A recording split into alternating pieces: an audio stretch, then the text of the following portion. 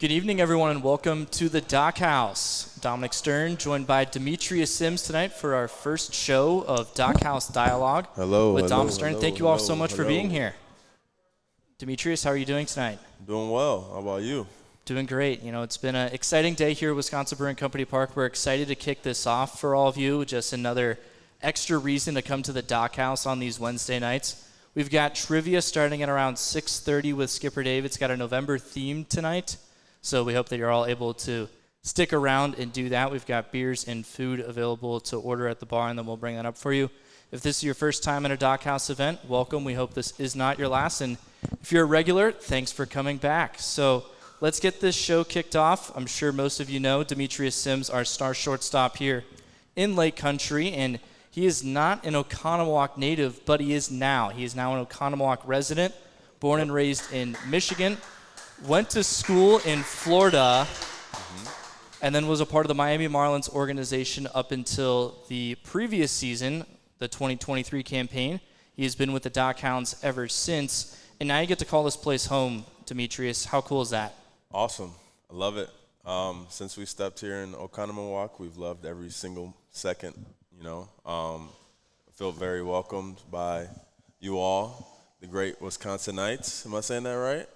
I believe so. Wisconsinites? Okay. Yep. I don't think I can consider myself one yet, but maybe we'll establish that. Yeah, that's the goal, right? And you aren't just here to be here. You're teaching lessons and also offering classes at Sticks Baseball Academy. Yes. What led you to want to do that, and is there anything that you have gotten to do so far that has really stuck out to you? Yeah, so, I've always wanted to continue to give my knowledge to the youth. And Sean Smith over at Sticks gave me the opportunity to continue that this offseason. And we also wanted to come back and be a part of this great community of Oconomowoc and moving forward, looking on to the season and kind of establish a home and some comfortability. So. And then you had the opportunity to help teach some of the Lake Country baseball kids some lessons during the Nike baseball camps this summer. What was that experience like for you, and was that something that really hatched the idea that, hey, maybe you do want to stick around this offseason and be a coach in the Lake Country area? Yeah, absolutely. That was definitely the starter for it. It definitely pushed things, pushed the envelope, and gave me that idea to, maybe call Ocon the home at the time. Just a great opportunity, like I said earlier, working with kids. I think that's what I want to do post-career, at least to start. And this is a great opportunity to continue.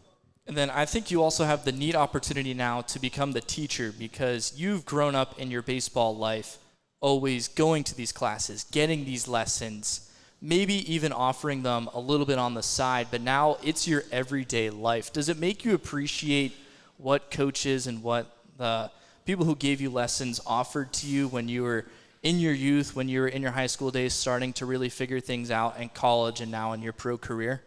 So actually, I never had a, personal trainer. All right. I never did, private lessons when I was younger. So, part of me giving back to the youth, I've always wanted to be the person I didn't have, right?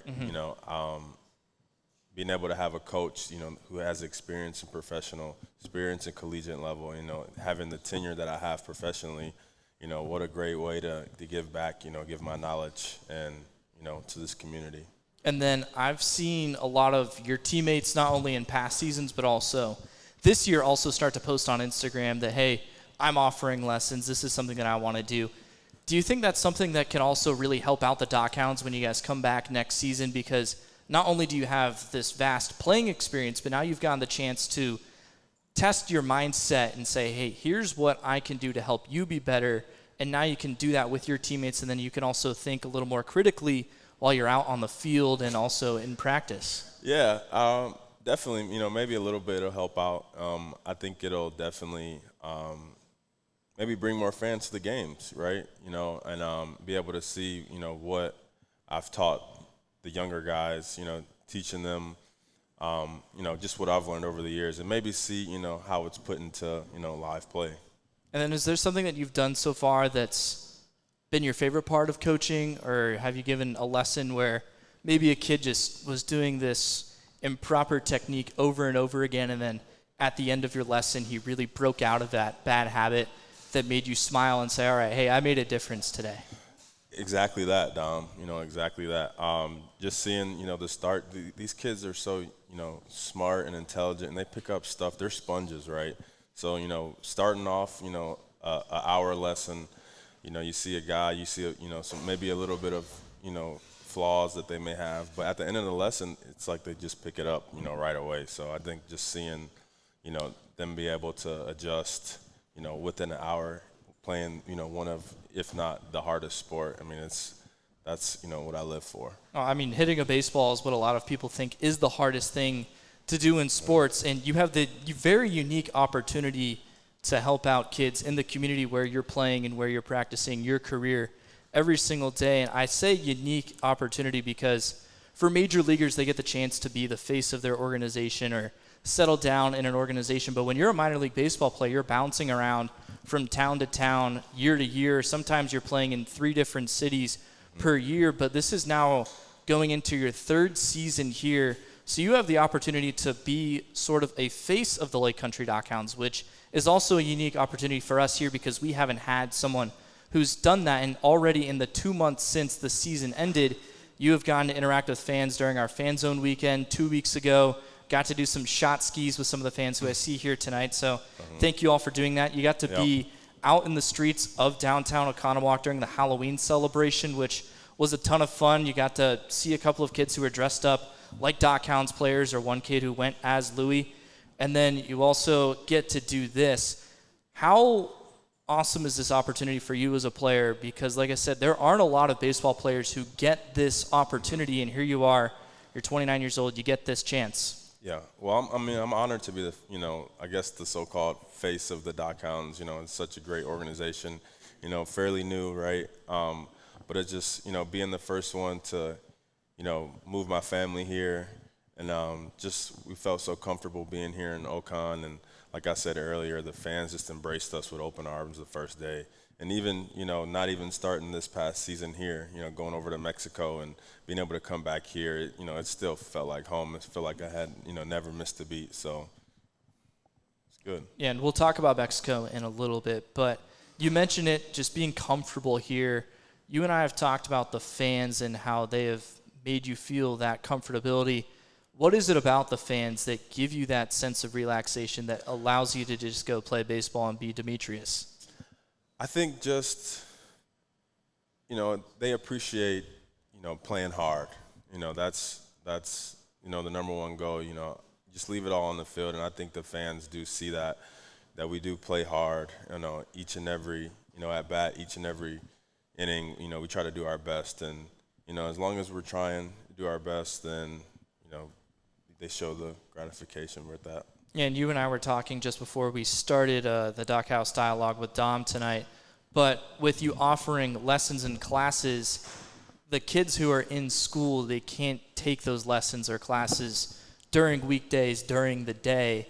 Is there anything that you've been able to do during your time in Lake Country over the course of the last month and a half or so that you aren't able to do during the season because you're either at the field every day for the vast majority of the day or because you're on the road for the entire week that's really made you appreciate this area even more? Yeah, I think just being able to hone in on, connecting with the youth more here. A lot of the kids have seen me play here at Wisconsin Brewing, Company Park. But being able to be hands-on, build that relationship with them one-on-one, and, kind of realize, like, I am a normal person. Some of the kids, they'll think, oh, this is a professional player, like, maybe a little starstruck there. But, just let them know that I was a kid just like them, had the same aspirations as they do, and that it's possible if you put the work in and, you try your best. Yeah, Demetrius Sims is not a robot, in case any of you were wondering. He's a person, he's a player, and we love watching him. And those who got to watch him this year saw him lead the Lake Country DockHounds to the playoffs for the first time in franchise history. It was a very exciting time. The team definitely had its low points during the season, was once in last place, ended up having the best second half in the American Association What was that experience like for you? Because I know you've made the playoffs before in your professional career. You've played in regionals during your time at Bethune-Cookman, and you're rocking some awesome sweatpants right now that the fans will be able to see once we're done tonight. But what was that experience like leading this team to the playoffs for the first time? It was a grind, Dom. I mean, you were there every day seeing it. We always knew we had the potential to be great. And, earlier on, it just didn't click, right? And, that's just part of baseball. It's all about, clicking at the, right time of the season. And I think, that second half was special, very special. We got it. We dug ourselves in a hole, and being able to dig ourselves out and, make that push even to the last, week of the season, it's just a testament to the guys that we had in the locker room and, the character we also had in that locker room. So, we never gave up. We kept pushing, and, hopefully we can get a lot of those, if not everyone back, to try to make that run for, championship here in the American Association. We've had a good amount of season ticket renewals this offseason, and just today we put our group tickets available. Nice. So that was some exciting stuff, as I mentioned earlier today. But, yeah, there's been a lot of excitement in the Lake Country area around the DockHounds, and that is in large part because of your play. And it wasn't always smooth sailing for you this year. Started in Mexico, then you had some time off before you came back here. You got off to a fantastic start. Your numbers were better than what they were last year, and that led you to being the DockHounds last man in vote representative. You didn't get selected to go to the All-Star game. Had my vote.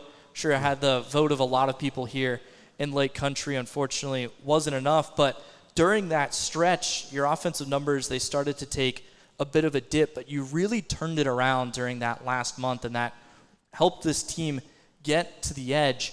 What is it like for a player when you're going through, I don't want to say a slump like that, but just a stretch where the things aren't going your way, you're putting together good at-bats, not getting the results to go in the direction where they should be, and then telling yourself, hey, I'm going to get myself out of it, because you were batting third or even second in the DockHounds lineup, and then at one point you were batting eighth, which, I mean, anyone who has watched you and the rest of the DockHounds play, you're that guy up at the top of the lineup. So What was it like for you during that stretch?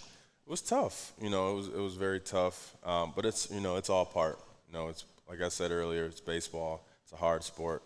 It's a game of streaks, and, you just gotta, take your take it on the chin, your lumps and bruises, during the season. There's a lot of ups and downs, and you try to, make sure there's more ups than downs, right? Yeah. But it's, it's just part of the game. Every day, just making sure, you stay on the same routine, and, you never know when that bat can change, the entire trajectory of, that week, season, month, so on and so forth. Yeah, and then I have to balance myself when I'm broadcasting your games, because I had a playing career that lasted a decent amount of time until I was 18 years old. So it's obviously not the same of what you have done, but I would always have to reflect on my seasons when they were over. Hey, here's what I did well. Here's what I need to work on going into the off season to maintain that, but here's also what I need to improve upon. That way I can be an even better player for myself and my teammates and those that have supported me throughout. What's it like for you, not just reflecting on this season, but also on seasons in the past, so that way you can be an even better player for the 2025 season? Yeah, I just want to stay consistent. That's the goal each and every year, consistent, and offensively, just try to keep, building off of each season, and defensively just try to, hone in on the things that I do best. And, that's play defense, that's get dirty, help pitchers out. That's my number one thing. That's, my bread and butter is defense. So I always want to be able to help my pitcher and team out, the best way possible. Yeah, you had my vote for Defensive Player of the Year here in the American Association. I was bummed because we get tipped about an hour and a half before the awards and whatnot's announced of who it's going to be. And so when they're announcing them that your player is not going to win it. Yeah. So I'm like, is Demetrius Sims going to get this award? And then all of a sudden it's announced on the league platforms, and Marcus Chu, your teammate here in Lake Country each of the last 2 seasons, but also in the Miami Marlins organization, won that award. How cool is it to see teammates, both current and past, win awards or get recognitions like that? It's awesome. I know the work he's put in, I know the great talent he is, so it's just well deserving. Happy for Chu. Even though he's a Red Hawk, I'm still rooting for him when he's not playing Lake Country. So, yep. It's hard not to. And what's been cool about you playing in the Midwest is that you're close to home. Michigan, as we talked about earlier, you got the chance to play in front of your family. I don't want to say frequently, but not infrequently, like some of your teammates who maybe only get to do it once a season. Your parents, Don and Daphne, have been out here. I haven't gotten the chance to meet any of your brothers, but you also get to play in front of your wife, who is here tonight, Nina. Yep. And you two are expecting your first child in a couple of months. Has it set in with you that you will be playing in front of a new spectator the next time you put on the uniform? I think it has. I think it has. I think it's it's something that Nina and I have talked about before, and we're just excited, looking forward to the challenge of raising a child and all the good things that come with it, bringing her to the field, putting her in a DockHounds onesie, from the team store. So we're just looking forward to it, and hopefully she can pick up a liking to seeing her dad play on the field. And what do you think that experience is going to be like? Because you're going to have to play for a couple more years for her to be able to remember watching you play, but she'll have the photos and all of that to have those memories. But what do you think that's going to be like for you personally? Dream come true. Absolutely. I mean, it's just, like I said, it's something I've always, dreamt about, just being able to, bring my daughter onto the field, run the bases. I see a lot of players who do have children, after the games, they're immediately dad again, and, they're running the bases. You see the kids sliding in the home, and, you just admire, stuff like that. And, just being able to, have that experience with the family is just a wonderful thing that I look forward to. And this is just my assessment. Tell me if I'm right or wrong here, but I think it's a little easier for you to flip on and off the player and the person, but it's something that I know that a lot of athletes, especially baseball players, just because it's an everyday grind, you have to go through it. Yeah. But what is it like flipping that switch to go from Sims, number one, to Demetrius? It can be challenging at times. I'm very competitive, especially after a tough loss or, if I've had a tough game, I need some time after to decompress, gather my thoughts, see, how I could have helped the team better. But I am looking forward to flipping the switch, going straight to dad, this upcoming season. I know that, my daughter isn't going to care, how I did on that field. I still got to, take care of her, and, she's, relying on us to, pretty much keep her alive. So it's bigger than anything I do on the field. Yeah, I don't know if she's going to know whether you got the golden sombrero that night or if you brought home 5 runs, but either way, she's going to be excited to see you every time you step off the field. And we'll stick on the family subject because you actually have an interesting family dynamic. Your brother was in the NFL and played a couple of seasons for both the Detroit Lions and Miami Dolphins. Dion, who I fully played with in Madden and never clicked with me until earlier this year that you two were actually related. And then you also had the opportunity to play college football. We'll talk about that in a little bit. But what is the family dynamic like at the Sims household? So my brother actually played. He was with the Dolphins for 4 years, and then the Bears for 3. I got that wrong. So I know that might be tough to hear from the Packer Nation. But, it's all fun and games, right? I would counter and say they got to watch your brother lose, and they were all happy on those Sunday afternoons. Yeah, that's no comment, right? No comment. But, our family household has always been, sports-driven. Like you said, my oldest brother, he was a phenomenal athlete coming up, especially in high school. Was a candidate for Mr. Basketball. And Mr. Football, actually. So he was, a tremendous athlete. And jealous. Yeah, yeah. He was a beast. So, just, seeing him, grow up and, have so much success was, definitely the driving force, to get to where I am today and propelling me to, the experiences I've had, professionally and collegiately. And actually, my youngest brother is a freshman at Michigan State now. So, it's kind of going, down the line, and hopefully one day he's playing up at Camp Randall, and we can go, support, the Spartans as they try to take down the Badgers. Yeah, rock the green. Yeah. And then you also had interest as a wide receiver from some very notable football schools, Michigan State, of course, being one you had the opportunity to play with your brother Dion. But get this, you had interest from The Ohio State University as well as Notre Dame. But I was reading some articles, and it was talking about how your interest was more in playing baseball, even though maybe per se you had more interest collegiately to play football. But what was it like going from the falls of playing football into the springs of playing baseball? Quick transitions. I also played basketball, so that was the parting, between baseball and football. But I loved football. Football was my first love. And then slowly after, I was able to pick up baseball and found that this is kind of something I wanted to do. It took a while, and then not till the beginning of my senior year, I decided that I wanted to just solely focus on baseball. But like I said, football was my first love, and I guess I was okay in high school, and not as good as the eldest brother, but I had some skills here and there. But baseball was what I wanted to do, in the major league was what I wanted to go. I mean, you have interest from two schools that have played for national championships within the last 15 years, and all three of which for the college football playoff in the last 10 years. So should probably give yourself some more credit for your football career. But there's been a lot of talk, especially of late, with how the quarterback dynamics are changing in the NFL, and you're seeing more athletic quarterbacks who are able to create plays as opposed to being pocket passers. And Patrick Mahomes is the one they talk about with all the arm angles that he can throw. And I see you making those similar athletic plays defensively for the shortstop, defensively for the DockHounds at shortstop. Do you think that playing football as well as basketball helped you out in your baseball career? Absolutely. If I had any advice for any kids out there, try to play as many sports as you can. I think it translates, to whatever you want to do. It translates.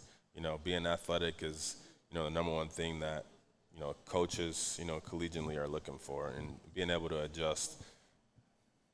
And then is there anything that you can think of? I think of the throws where you're working into the 5.5 hole.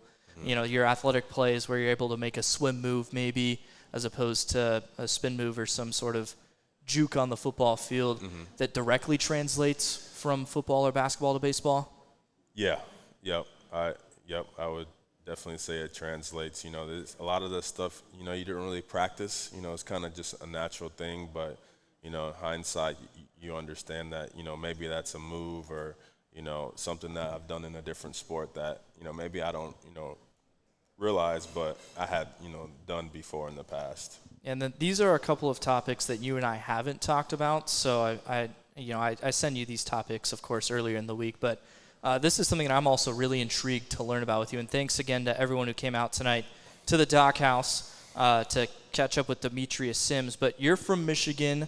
You're a shortstop. There's also a very famous shortstop from Michigan. Of course, he was from Kalamazoo. You were born in Ann Arbor. But Derek Jeter was at the height of his MLB career.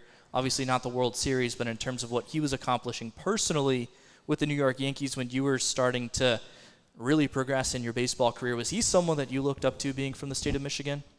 Yeah, for sure. I think he's not from Michigan, but I think he moved to Michigan at an early age. And, since discovering that he was from Michigan, I took a liking, he grew up in Michigan. I took a liking to, to his story and being a shortstop, him actually being a defensive shortstop first, because that's, what I am. I'm a defensive guy first, and just taking a liking to him and, just all the success that he's had. It's hard to, not try to emulate, or model my game off of, someone of that stature.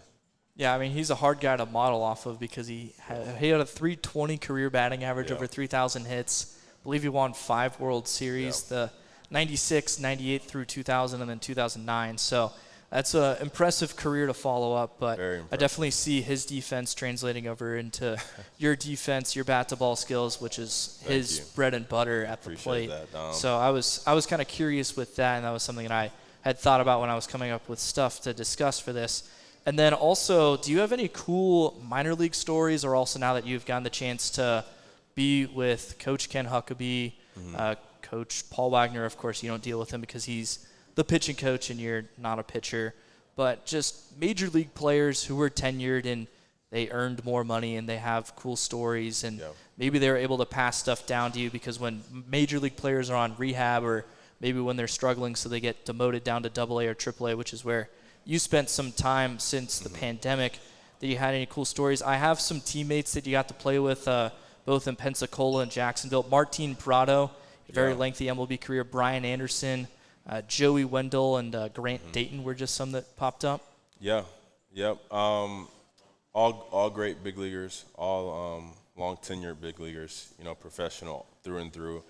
I would say my fondest minor league memory is actually, so during COVID, there was a developed good development camp. Good development camp. What is it called? ATS, alternate training site. So, select, a few guys, were able to go to the alternate training site, and, that kind of created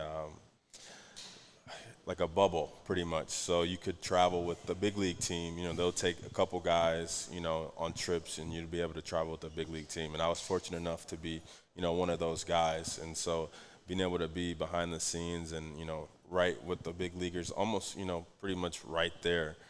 Being able to see those guys, worked with Jazz Chisholm, very popular name in baseball. Got to play in the World Series this year. Right, exactly. So I would say, being able to travel around with the big league guys, being able to be a sponge around them, I learned a lot, during that time. And, I would say just kind of seeing how that life is, it's something, just undescribable. And then you got to play in Mexico to begin this 2024 season based off of your impressive 2023 campaign with the Lake Country DockHounds. And you played for Los Tigres de Quintana Roo, which to many may not seem like anything, but Fernando Valenzuela was a part of the ownership group there, and his son, Fernando Jr., was ahead of the baseball operations. And I was talking to you once Fernando passed away last month during the MLB postseason, just about some of the interactions that you got to have with him. And I found out that he was actually there quite a bit. Do you have any stories that stand out from your time around Fernando, or just any interactions that you had with him? Yeah, well, first off, thoughts and prayers to the Valenzuela family. Icon, in Major League Baseball, and, the face of the Dodgers, way back when. And, he's done so much for, the Mexican community and, Mexico, the country. So, thoughts and prayers to them. I did meet, Mr. Valenzuela a few times. He would be out there for our spring training practices, and, he always said nice things, always very polite, and, you never would have known that he was going through, such an illness that, he eventually passed away from. But, great guy, quiet, but, very polite. Yeah, it's really a sad passing, because you mentioned he was the face of the Dodgers, but he was really the face of Latin baseball. Yep. And, I mean, I'm from Southern California, so when I think of Dodgers baseball, I think of the Latin community they have there, and it just opened the door for so many Latin baseball players to see a young Fernando Valenzuela pitching in the major leagues at age 20 and say, hey, I can be there. And now you get to have the opportunity to be with so many Latin players, and maybe you don't get those interactions and those friendships and those bonds that you got because of Fernando Valenzuela. Did that ever sit with you, or is that something you're not really thinking about? Yeah, it definitely sits with me. The Valenzuela family did give me the opportunity to play in the LMB, which is, considered the Major League Baseball of Mexico. So, being able to have that experience and learn from those guys, a lot of veterans are over there. I'm very appreciative appreciative of the Valenzuela family and giving me the opportunity to learn and, just add, some more experience to my professional resume.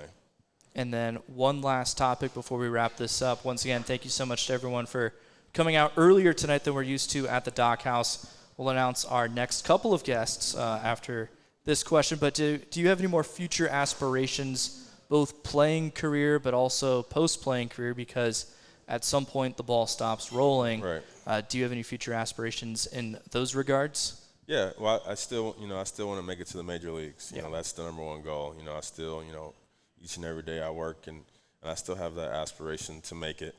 And post-playing career, I want to stay in baseball, obviously. I love working with the youth, like I mentioned earlier, so I want to stay in that lane and then, eventually transition into professional coaching, and eventually I would like to be a manager of a major league team someday. So maybe, sooner or later, that's, what I want to do. There's so many examples out there of major league coaches who never stepped foot onto a major league diamond. So don't doubt that you can do that because you're a very smart, energetic player. You're relatable to a lot of your teammates, and I think those are aspects that will translate into a coaching career, but hopefully not for a little bit because we all enjoy watching you play. Yeah. Demetrius, thank you so much for joining me tonight and being the first guest on DockHaus Dialogue with Dom. Thank you so much to all the fans who came out early tonight. Know that it's kind of a tight turnaround from your work hours into the DockHouse. Our next guest is actually in the building tonight. It's Brian Bennell. He'll be our guest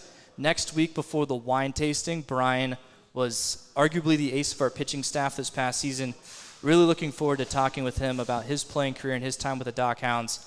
And then future guests, Paul Wagner, our DockHounds pitching coach, former major leaguer. We're also going to have the Kelenic brothers on a show, so that'll be a very entertaining show and also background on those who run this amazing establishment, as well as Brady Keiss, a former DockHounds player who transitioned into playing banana ball for the Party Animals. So thank you so much for everyone to come out. We have Demetrius Sims DockHounds baseball cards. So if you don't have a Demetrius Sims card or his autograph, we would be happy to get that for you. And trivia with Skipper Dave will be starting in a little under half an hour. Thanks again. Yeah, thank you.